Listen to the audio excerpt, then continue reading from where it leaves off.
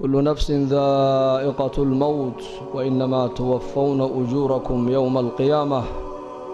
فمن زحزح عن النار وأدخل الجنة فقد فاز وما الحياة الدنيا إلا متاع الغرور. وقال النبي صلى الله عليه وآله وصحبه وسلم: إذا وضعت الجنازة واحتملها الرجال على أعناقهم فإن كانت صالحة قالت قدموني قدموني، وإن كانت غير صالحة قالت يا ويلها أين تذهبون بها،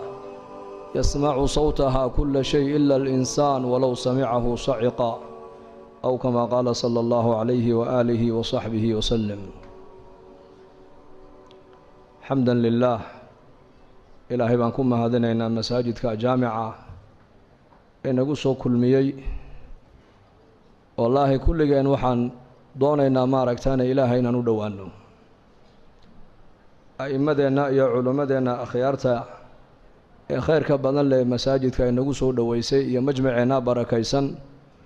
كنا هلا يا كنا لا هلا يا أنت نبوحنا نباهنا إلهينا ندوانو يعني إلهي ودوانو وأنا آخرتنا أودي أرجرونو وأنا دويدنا كقاعدنا diin waxaan ahay ninka ka qaata uu khasaaray. nolosha adduunyadu way bilaabantaa wayna dhammaataa. ilma dhashay haddaad maqasho noloshii adduunyada ayaa u bilaabatay. hebelow dhintay haddaad maqashana noloshii adduunyada ayaa ka dhammaatay. aakhiraduna way bilaabantaa iyadu dhammaad ma leh. haddaad maqasho hebelow dhintay noloshii adduunyada ayaa ka dhammaatay.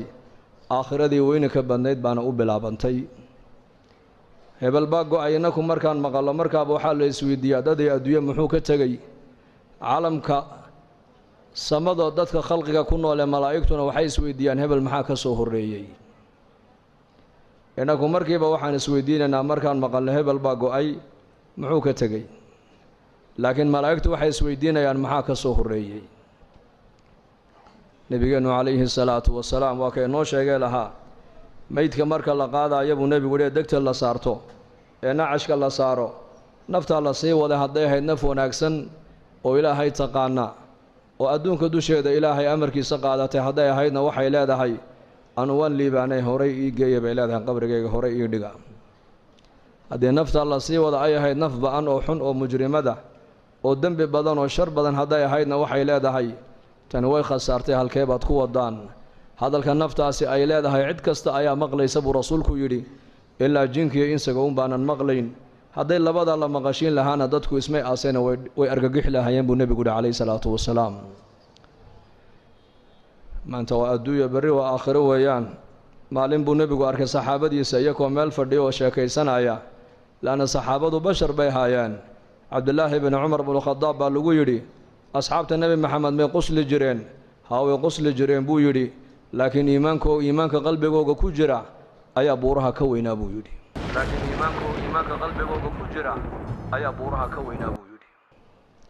malaa'ig may ahayna bashar bay ahaayeen. sida innaku aan u shaqaysanay u shaqaysanayeen, sida innaku reere iyo ubad aan u leenahay si ka badan bay u lahaayeen. laakiin qulubtooda waxaa ku weynayd ilaahay baa ku weynaa, diinta ayaa ku weynayd, aakhirada ayaa ku weynayd. maalin maalmaha ka miduu nebigu arkay jamac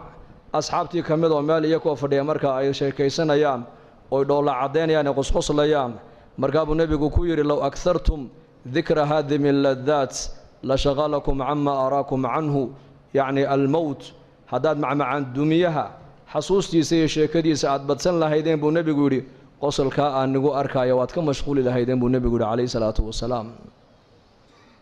haddii asxaabtii nebi maxamed ay u baahdeen mar walba inuu nebigu dul joogo, uu ilaahay xasuusiyo, uu dhimashada xasuusiyo, uu aakhirada xasuusiyo. innakoo maanta zamankan joogna zaman alfitan, zaman fitanta iyo mashaakilka ay bateen iyo fasaadku meel walba uu yaallana inteen uga baahi badannahay asxaabtii nebi maxamed in mar walba layna xasuusiyo ilaahay la kulankiisa, aakhire inay jirto in lagu xasuusiyo, inuu qabri kaa dambeeyo in lagu xasuusiyo. waa arrin lagama maarmaan oo kulligan aan u wada baahannahay.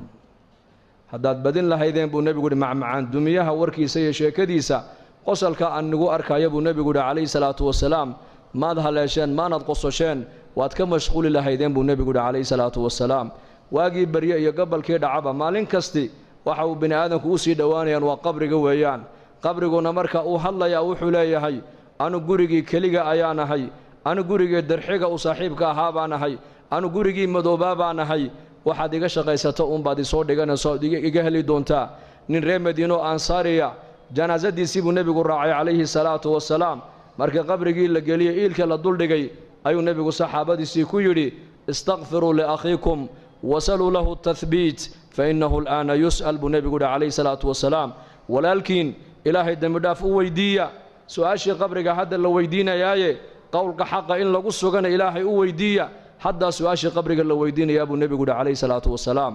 haddaa su-aashii qabriga la weydiinayaa buu nebigu yidhi calayhi salaatu wasalaam oo su-aasha qabriga waa maxay waa saddexdaas su'aalood weeyaan man rabbuka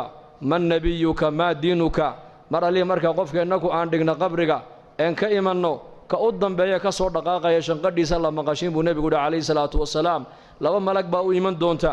alfataanaan deedna way fadhiisinayaan qofka saddexdaas su'aalood bay qof walba weydiinayaan hadduu boqor yahay waa la weydiin hadduu caalim yahay waa la weydiin hadduu maaragtaane weli yahay waa la weydiin hadduu faasiq yahay waa la weydiin bashariyadda adduunyada ku nool oo dhan saddexdaas su'aalood waa lala sugi doonaa man rabbuka ayaa ku rabbaynayey ayaa ku quudinayey ayaa ku arsaaqayey ayaad caabudaysay ayaad baryaysay ayaad rajaynaysay ayaad tala saaranaysay maa diinuka diintaadu maxay ahayd dhaqankaagu muxuu ahaa maxaad dhaqan ka dhigatood ku dhaqmaysay man nebiyuka ninka laynaga soo dhex saarayna maxaad u taqaanay marka qofkii muuminka adduunyada dusheeda ilaahay garanayay ee iimaanka qabay ilaahay baa yidhi yuthabbitu allahu aladiina aamanuu bilqowli athaabiti fi alxayaati addunya wa fi alaakhira wa yowma yaquumu alashhaad ilaahay tabaaraka wa tacaala qofka muuminka iimaanka qaba saddexdaas su'aalood ee qabriga qof walba lagu weydiinayo ilaahay baa qofka muuminka ku sigi doona oo ilaahay baa jawaabta haleeshiin doona walaalayaal ilaahayna haynagu sugo allah haynagu sugo allahana inoo dhib yareeyo saddexdaas su'aalood baan qof kasta la weydiin doonaa marka muuminkii adduunyada dusheeda ilaahay kaga baqaayay ilaahay maad arkin laakiin rumee makhluuqaa kuu muuqda makhluuqaad arkaysaa laakiin khaaliqa lama arka adduunka inta la joogo jidhkaad arkaysaa laakiin ruuxda lama arko adduunyadaad arkaysaa laakiin aakhirada lama arko inta adduunka la joogo manaaficda lacagtaad arkaysaa laakiin manfacadda salaada iyo manfacadda thawaabka ma arkaysid waa qayb aakhira taa lagugu tusin doonaa shayga maanta mushaahadaadka inoo muuqda ayaa hadhow toola noqon doona muqayabaat wax kaa qarsoomay buu noqon doonaa shayga qaybka maanta kaa qarsoon waxa uu noqon doonaa wax hortaada imaadood aragto ayuu noqon doonaa maanta adduunyada ay noo muuqato aakhira ay nooma muuqato laakiin qofku markuu adduunyada ka intiqaalu dhinto laqad kunta fii ghaflatin min haada fakashafnaa canka ghidaa'aka fabasaruka alyawma xadiid waxaa la odhan doonaa daah iyo xijaab ayaa kaa saarnaa noloshan laakiin maanta daah iyo xijaabkii kaa saarnaa waan kaa qaadnee araggaaguba waa xadiid baa qofka la odhan doonaa oo adduunyadii baa noqon doontaa qayb bay noqoni doontaa ciyaalkiisii iyo dumarkiisii iyo daarihiisii iyo adduunyadiisii iyo lacagtiisii waa laga qarini doonaa waxaa markaa uu arki doonaa camalkii adduunyada uu soo qabtay hadduu shar ahaana wuxuu arki doonaa cuquubadiisii iyo cadhadiisii hadduu cuquubadii ilaahay cadhadii buu arkayaa hadduu khayr ahaana thawaabkii iyo ajarkii iyo khayrkii iyo xasanaadkii buu arkayaa adduunyadii waxay noqonaysaa wax kaa qarsoomay aakhiradiina wax ku muuqatay noqoni doontaa markaas adduunyadii waxay noqonaysaa wax kaa qarsoomay aakhiradiina wax ku muuqatay noqoni doontaa markaas marka ilaahay tabaaraka wa tacaala adduunka inta aan joogno lama arki karayo laakiin aayaadkii ilaahay baa la arkayaa wa min aayaatihi alleylu waannahaar habeenku waa aayad weeyaan aayad waa maxay macnaheegu waa calaamo ilaahay jiritaankiisa lagu garanayo maalintu waa calaamo ilaahay jiritaankiisa lagu garanayo guga iyo jilaalku waa calaamo ilaahay jiritaankiisa lagu garanayo noloshiyo geeridu waa calaamo ilaahay jiritaankiisa lagu garanayo lab iyo dhidigu waa calaamo jiritaanka ilaahay lagu garanayo faqriga iyo qinadu waa calaamo ilaahay lagu garanayo jiritaankiisa caalamkan siduu u socdo waxaad ka dhex arkaysaa in ilaahay nidaamkiisu caalamka uu shaqaynayo laakiin nidaamka ilaahay caalamkan uu ku maamulayo waa nidaam qayba waa laynaga qariyey ma arki karayno sida ruuxda jidhka ku jirta ishaadu aysan u arki karaynin gacanta dhaqdhaqaaqeegaad arkaysaa dhegta maqalkeegaad arkaysaa lugta socodkeegaad arkaysaa madaxa dhaqaaqiisaaad arkaysaa laakiin ruuxda bini aadamku ma arki karaan laakiin gaal iyo islaam halka markuu qof ka dhinto intuba qofka ka dhintay way u ooyaan haddaad tiraahdo maxaad la ooyay waa kan qofkii gacan kama go'in lugna kama go'in dheg lagama goosan oo dhan yahay jirkiisii oo dhan uu dhan yahay maxaad la ooyay haddii la yidhaahdana kulligood waxay leeyihiin shaygii qiimaha lahaaba meesha ka baxay shayga qiimaha la waa maxay waa ruuxdii oo ruuxda maad aragtay may si aad u garanaysaa qalbiga ayaa garanaya alqalbu yudriku alxaqaa'iq bay yidhahdeen culammadu qalbiga ayaa xaqiiqada soo taabanaya shaygii qiimaha lahaa waa ruuxda weeyaan ruuxdu waa qayb waa lagaa qariyay ma arki karaysid laakiin inay jirto waxaad ku garanaysaa xarakaat alacdaa caalamkan aad arkayso dhan waxa weeyaan waa kaljasad weeyaan nidaamkan caalamka oo dhan waxaa ku hoos jira nidaamka ilaahay iyo nidaamulghayb la yidhaahdo marka muuminkii iimaanka qabay intuu adduunyadan joogay buu ilaahay cilaaqa la lahaa su-aasha u horraysa marka la yidhaha man rabbuka waxuu li aniga rabbigay waa allah buu leeyahay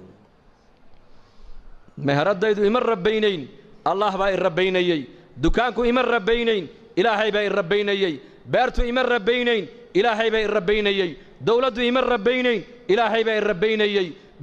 xooluhu ima rabbaynayn ilaahay baa i rabbaynayey anu kuma noolayn waxaan adduunyada dulya alloo dhane bal amarka ilaahay baan ku noolaa laakiin su-aasha dadka maanta haddii mikrafoon la qaato la yidhaha war maxaad ku nooshahay nin walba halka